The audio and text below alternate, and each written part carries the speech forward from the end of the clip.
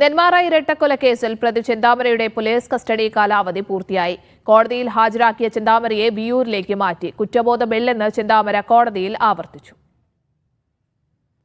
T Nandagopal വിവരങ്ങൾ പങ്കുവയ്ക്കാൻ ചേരുന്നുണ്ട്.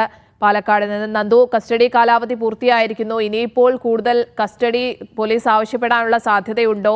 ഇന്നും ഒരു കുറ്റബോധവും ഇല്ല എന്നത് നമ്മൾ കഴിഞ്ഞ ദിവസം ഒക്കെ കണ്ടത് തന്നെ ആവർത്തിക്കുന്നു, അല്ലേ?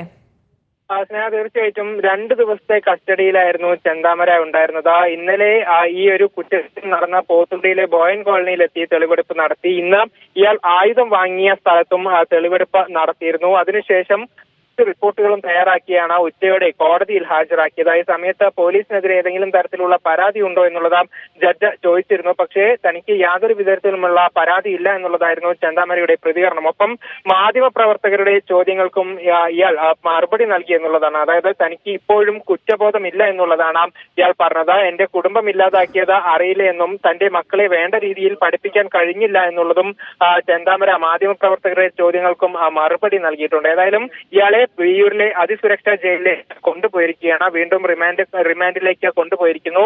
ഇനി അടുത്ത 12-ാം തീയതിയാണ് റിമാൻഡ് കാലാവധി പൂർത്തിയാകുന്നത്. അതിനുശേഷമായിരിക്കും മറ്റ് നടപടികൾ ഉണ്ടാവുക. സ്നേഹ. ശരി നന്ദഗോപാൽ.